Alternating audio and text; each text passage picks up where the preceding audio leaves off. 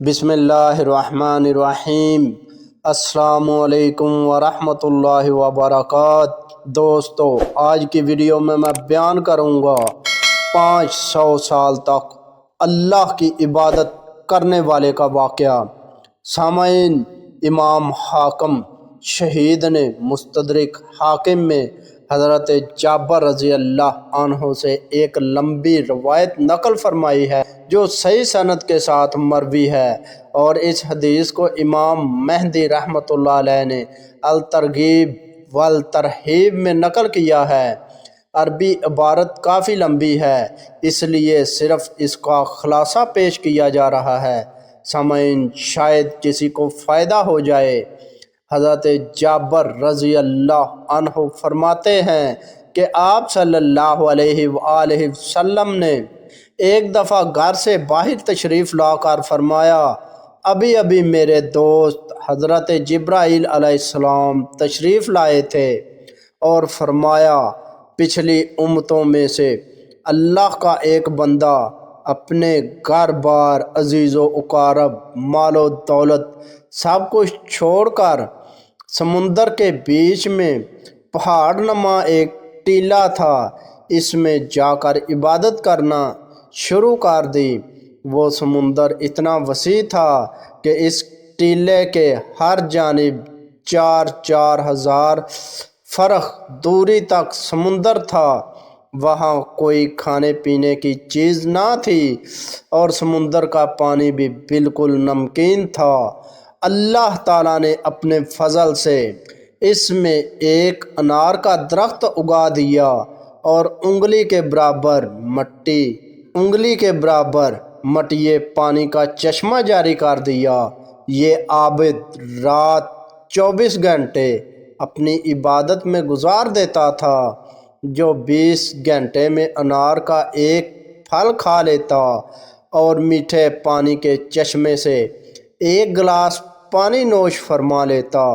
اس حالت میں 500 سال گزر گئے۔ 500 سال کے بعد جب اس عابد کی موت کا وقت آیا تو اس نے اللہ تبارک و تعالیٰ سے یہ دعا مانگی کہ سجدے کی حالت میں اس کی روح پرواز کر جائے، اور اس کی نعش کو مٹی وغیرہ ہر چیز پر حرام کر دے، اور قیامت تک سجدے کی حالت میں صحیح و سالم رہے۔ اللہ تعالیٰ نے اس کی دعا قبول فرمائی۔ سجدے کی حالت میں اس کی موت ہو گئی۔ اللہ تعالیٰ نے وہاں ایسا انتظام کر رکھا ہے کہ قیامت تک وہاں کسی انسان کی رسائی نہیں ہو سکتی۔ سامعین، قیامت کے دن اس عابد کو اللہ کے دربار میں حاضر کیا جائے گا تو اللہ پاک فرشتوں سے فرمائے گا کہ میرے اس بندے کو میرے فضل سے جنت میں داخل کر دو، تو وہ عابد کہے گا، اے میرے رب، بالکل میرے عمل کے بدلے جنت میں داخل کر دیجئے، کیونکہ میں 500 سال تک ایسی عبادت کی ہے جس میں کسی قسم کی ریاکاری کا شبہ بھی نہیں تھا۔ اللہ پاک پھر فرمائے گا کہ میری رحمت سے داخل کر دو، تو یہ بندہ کہے گا کہ میرے عمل کے بدلے میں داخل کیجئے، تو اس پر اللہ پاک فرمائے گا کہ اس کے عمل اور میری دی ہوئی نعمتوں کا موازنہ کرو۔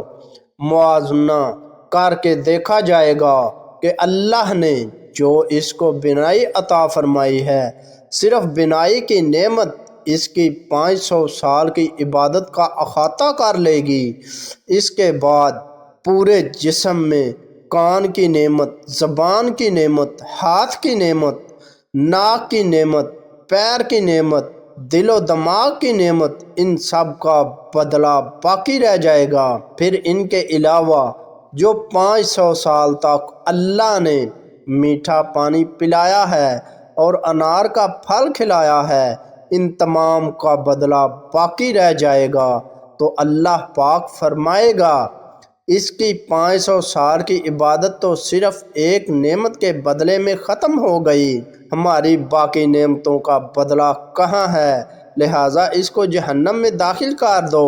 تو فرشتے اسے گھسیٹ کر جہنم کی طرف لے جانے لگیں گے تو وہ چلانے لگے گا، اے میرے رب، محض اپنی رحمت سے مجھے جنت میں داخل فرما دیجیے۔ اللہ کی طرف سے کہا جائے گا کہ تجھے تو اپنی 500 سال کی عبادت پر ناز تھا، اب تیری عبادت کہاں چلی گئی؟ اور خطرناک سمندر کے بیچ میں نے تجھے انار کے پھل کھلائے اور 500 سال تک مسلسل میٹھا پانی پلایا، میری ان نعمتوں کے بدلے میں تم کیا لائے ہو؟ تو وہ کہے گا، اے اللہ، آپ اپنی رحمت سے مجھے جنت میں داخل فرمائیے، آپ کی رحمت کے بغیر کچھ بھی نہیں ہو سکتا۔ پھر آخر میں جب حجت تمام ہو جائے گی تو اللہ تعالیٰ فرمائے گا، میری رحمت، میرے فضل سے کے ذریعے اس کو جنت میں داخل کر دو۔ پھر وہ اللہ کی رحمت ہی کے ذریعے جنت میں داخل ہو سکے گا۔